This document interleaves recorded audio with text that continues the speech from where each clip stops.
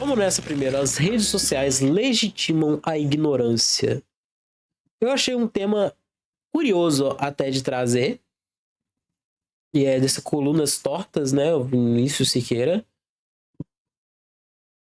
Legitimar a ignorância. Como que funciona isso na rede social? Um jeito que quando você é burro, você tem a sua burrice. As redes sociais funcionam de um jeito que quando você é burro, você tem a sua burrice legitimada. Vai aparecer pra você conteúdos, principalmente aqui no TikTok, que confirmam a sua visão de mundo. Porque você pode fazer um comentário sem ter nexo nenhum, sem conseguir fazer uma sinapse e falar algo que faça sentido. Mas você vai encontrar alguém que o cérebro também não consegue fazer uma única sinapse pra pensar algo que faz sentido, que vai curtir seu comentário. Esse é um vídeo da Larinha, eu achei muito Verdade, interessante. sempre, tipo assim, você pode ser louco. Por quê? Tá tranquilo, vai ter alguém tão louco quanto você também. Pedaço, e aí vocês compartilham da porque eu acho que eu posso loucura. desenrolar para um outro caminho. Ela é historiadora, tem um perfil em que ela fala sobre a vida na academia e sobre, enfim, os assuntos da história também. É uma pesquisadora de história e o canal dela o perfil dela é muito parecido com o meu perfil e com o meu canal aqui do Colunas Tortas. Eu sou mestre e doutorando em Educação e Saúde pela Unifesp. Eu devo estar em cima desse cara no meu negócio de gravação. Já que você resolveu ficar nesse cantinho aí. Depois eu acerto de novo. Eu falo de análise do discurso e teoria social. E antes eu fazia, tanto no YouTube como no TikTok, eu fazia vídeos que eram mais tipo videoaula, sabe? Explicando conceitos. E eu resolvi mudar isso, né? Resolvi repaginar, fazer um conteúdo diferente e dar uma vida mais autônoma para as redes sociais do Colunas Tortas, né? Colunas Tortas é um site, é mais do que as redes sociais. E nisso eu pesquisei perfis, né? Fiz um benchmarking, pesquisei perfis que poderiam me inspirar a fazer conteúdo e fui entender o que dava certo e o que não dava, né? E eu passei por muitos perfis, como o do Thiago Penedo, por exemplo, em que, no caso do Thiago Penedo, falava sobre economia e vários comentários, assim, absurdos, nada a ver, pirados, em que as pessoas de uma petulância gigantesca falavam ali com uma certa autoridade, assim, com muitas aspas. A autoridade é basicamente a certeza. Uma vez que você fala um negócio com certeza absoluta, e você falando de forma eloquente, você passa um texto confiável para as pessoas, porque eles têm uma leve impressão de que aquilo que você está falando é verídico, porque você tem um vocabulário rebuscado, você parece ter trago uma pesquisa, você tem uma coisa eloquente ali que faz sentido, então ela valida aquele seu pensamento. Por exemplo, feijão é por cima do arroz. Ponto final, não tem discussão. E aí você fica com aquela ideia, nossa, realmente, feijão é por cima do arroz. Afinal, eu sempre comia arroz e feijão e o feijão ficava em cima do arroz. Então, é essa questão de autoridade. Porque se eu falo, aqui em casa, normalmente, eu como o arroz e o feijão fica em cima. Você tá vendo que não tem a mesma autoridade? Eu não tô impondo que arroz é por baixo do feijão. Mas se na outra frase eu falo feijão é em cima do arroz, pronto, acabou, eu não tô dando espaço para que essa afirmação esteja errada ou ela tenha vertentes, não. A afirmação é exatamente aquilo que eu coloquei. E pronto, não tem mais nada. E eu também reparei numa coisa, uma coisa que eu reparei e que eu levo para mim isso para sempre, né? O comentário do doidinho é para raio de doidinho. O comentário do doidinho dá voz e dá coragem para os outros doidinhos também comentarem. Sim, é um incentivo, né? É uma questão de pertencimento, a lógica do pertencimento. Quanto mais uma pessoa, não, mas aquele ali tem a mesma paranoia que eu. Nossa, isso sou tão eu, isso me atrai. Eu pertenço a esse grupo que acredita nessas coisas. E aí ela vai atrás daquilo ali. Qual a diferença de...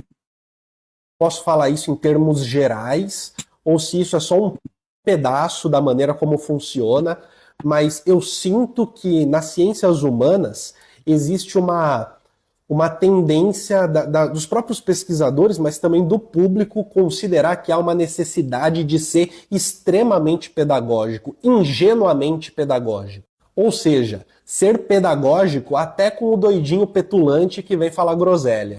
quase como se fosse um serviço público, sabe? Quase como se fosse um serviço público para alcançar o máximo de mentes possíveis e algo nesse sentido. Quando na real não é, né? Cada um vai ter seus objetivos, cada criador tem ali os seus objetivos, a sua maneira de tratar do assunto e o seu público-alvo. Isso é a coisa mais normal do mundo. Mas por que eu tô falando isso? Eu vou ilustrar com uma experiência pessoal que talvez dê conta de alavancar aqui a conversa, né? Eu lembro de uma vez que eu estava trocando ideia com um amigo, eu tinha acabado de entrar no mestrado, esse amigo já estava há 1 ano no mestrado, e a gente estava conversando, ele me parabenizou de ter conseguido entrar, e ele estava me contando a experiência desse primeiro ano de mestrado, a gente estava trocando ideia. E assim, eu não vim de uma família intelectualizada, eu não tenho círculos sociais, não tinha círculos sociais intelectualizados e tudo mais. E assim como o meu colega, a gente não sai por aí falando de fazer mestrado, porque a gente sabe que a recepção é horrível, tende a ser horrível. Mas nesse momento estávamos nós dois conversando e colou um terceiro colega, um conhecido, né? Esse é um conhecido. E ele colou ali e começou a escutar a conversa tal, sacou do que era a conversa, né? E esse meu amigo foi ao banheiro, daí ele chegou pra mim, supostamente humilde, posso falar uma coisa aqui, tal, sei que vocês são da pesquisa, mas posso falar um negócio aqui? É que geralmente esse pessoal aí da ciência, ciências humanas, são muito arrogantes, né? Eles não toleram opiniões contrárias. E aí quando alguém vem com esse papinho, você pode ter certeza que lá vem groselha. Pois então, esse rapaz falou os maiores absurdos do mundo ali pra mim, assuntos que têm diretamente relação com assuntos que eu pesquiso, que meu amigo pesquisava também. Certas coisas que não são questão de opinião e certas coisas que não precisam ser toleradas só porque fazem parte da opinião de alguém. Extremas groselhas e nesse papo, né, de arrogância e tal, na hora deu para entender, né, o que ele não consegue compreender é que certas coisas não são questão de opinião. Certas coisas não estão aí para serem opiniões. Certas coisas existem enquanto conhecimento consolidado. E que às vezes... Ou seja, tem coisa que não é opinião, tem coisa que é fato. Fato. Não é 2 mais 2 pode ser igual a peixe. Não, é 4. Acabou. Entendeu? Às vezes, alguém perguntar da onde você tirou isso, é uma pergunta legítima. É uma pergunta super legítima. Deixa eu aproveitar e mandar um recadinho rápido. Participe da comunidade do Colunas Tortas. Tem acesso ao nosso grupo exclusivo do WhatsApp, em que a gente troca uma ideia sobre crítica social, teoria social, algo mais próximo, a gente se diverte junto e tem acesso a vídeos exclusivos e a todas as lives que acontecem aqui no Colunas Tortas. Assim você contribui para o canal continuar vivo, contribui para que eu continue fazendo esse trabalho e ganhe acesso a elementos exclusivos só para membros. Agora bora continuar com o vídeo. Nas redes sociais, esse conhecido que chegou falando um mar de groselhas e não esperava um contraponto, não é nem contraponto, né? Na verdade não era um debate, mas é uma pergunta. Na verdade ele só tava querendo ser ouvido, alugou o seu e mandou bala, né? Ele não queria que você falasse, ele queria falar sobre você na sua cara. Né? Da onde você tirou isso? Uma questão desse nível, desse sentido, essa pessoa nas redes sociais, ela é maioria. E não só maioria, como numa conversa que tem a ver com fatos, com interpretações científicas, com ferramentas teóricas de ciências humanas, que são próprias da área, essa pessoa ela tende a não conseguir participar, de fato, da conversa. Mas, ao mesmo tempo, num olhar de senso comum, já que tem outras pessoas que vão dar o aval para sua participação, ela se sente, com muitas aspas, empoderada. E aí você tem uma sessão de comentários, normalmente sobre um vídeo falando sobre uma questão que às vezes as bases são óbvias e o que interessa é a análise. Ah lá. Ninguém quer gastar tempo explicando pro troll que 1 mais 1 é 2 para sempre. Eu falei, 2 mais 2 é 4. Aí, 1 mais 1 é 2, dá na mesma. O som não é à toa que é chamado de ciências exatas, cara. É por exatidão, é por certeza, é por coisas que são imutáveis. Elas não são perfeitas, mas elas são imutáveis. Não vai deixar de ser. Ok? Né? E você tem comentários que estão questionando a obviedade da base.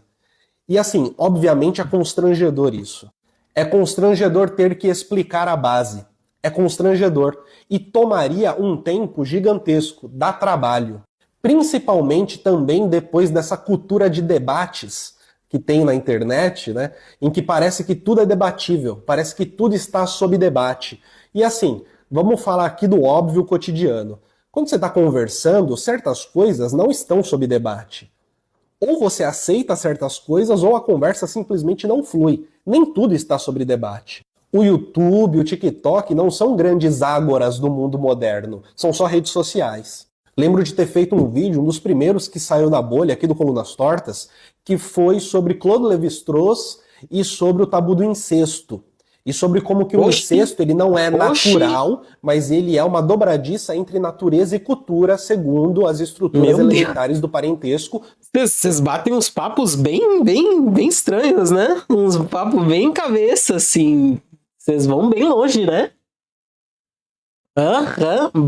Nossa! Livro legal. do Claude Lévi-Strauss. Cara, foi horrível. Que eu comecei a ter comentários, né? Foi horrível. Porque teve uma porrada de comentário que basicamente voltava pro início. Se fosse para ter uma generosidade com esses comentários, eu ia gastar um dia inteiro dando mas sempre, hoje em dia, no TikTok especialmente, você vê uma pá de gente que não consegue prestar atenção em 2 gramas do conteúdo que você tá fazendo. O começo do seu vídeo é como fazer brigadeiro sem leite condensado. Aí a pessoa chega lá no comentário e fala: ué, mas cadê o leite condensado? Aí você fica: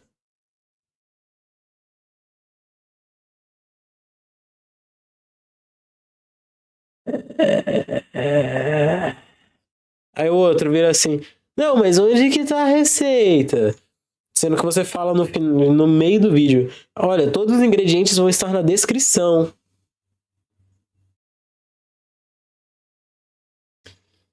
Tem muita coisa assim, velho. Nossa senhora, realmente dá uma coceira de pensar. Aulinha, sabe? Aulinha em comentários para a pessoa entender que eu estou falando sobre uma pesquisa de um antropólogo que analisou 30 e tantas culturas diferentes. O livro dele tem a descrição, né, de 30 e tantas culturas, que propôs uma teoria sobre isso, etc, etc, etc. Mas a grande questão dessas pessoas não eram sobre a teoria, sobre o trabalho do antropólogo Claude Lévi-Strauss, não era sobre o livro dele, como ele chegou nisso. A questão delas era: não, eu discordo, acabou. E é por isso que eu digo que as ciências humanas são, esse conjunto de ciências das ciências humanas, são aqueles que mais têm negacionismo científico. Um comentarista, um seguidor aqui do perfil, chamado Felipe Mota, se eu não me engano, ele chegou a dizer num dado momento que as ciências humanas, elas usam principalmente a palavra, e que por isso faz parecer que qualquer um pode lidar com isso no cotidiano. Porque as ferramentas sofisticadas das ciências humanas são ferramentas conceituais. Não são necessariamente artigos de laboratório, sabe? Não são coisas que você opera apertando botões. São ferramentas conceituais que você domina a partir da prática e da leitura. As ferramentas conceituais sofisticadas das ciências humanas, elas são ferramentas conceituais. Elas estão nas palavras, na operação que se faz a partir da linguagem do mundo real. E aí é muito complicado interditar o debate e não ser taxado, como disse o conhecido do caso que eu contei, né? Não ser taxado como arrogante, porque parece que é só ei, cale sua boca, não quero falar com você. É muito mais fácil nas outras ciências quando você tem uma gama de aparatos tecnológicos que vão interditar a conversa porque a maioria das pessoas não sabe nem encostar nesses aparatos. Meu querido, você já tá falando que é consideravelmente difícil demais para outras pessoas entenderem. Você não tá pegando o ritmo que tá a internet como um todo.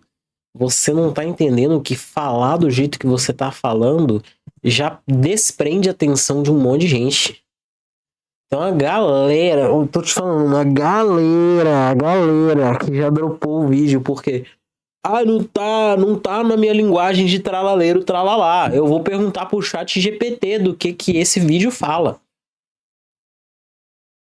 Cara, tem propaganda do Gemini falando que a pessoa pede pro Gemini ler o menu em francês recomendar um pedido, um menuzinho, um jantar abaixo de 30 euros e que faça o pedido em francês. Aí eu fico assim, nossa, todo o trabalho que o seu cérebro devia ter de saber francês indo pra França vai pro ralo. Você não quer saber nem o básico, você não precisa mais nem pensar na ideia de falar francês, porque o seu celular vai fazer isso pra você. Nós estamos vivendo no idiocracia, desenvolvendo aceleradamente, porque a máquina tá feita para pensar pra gente. E só vai piorar, tá? Só vai piorar.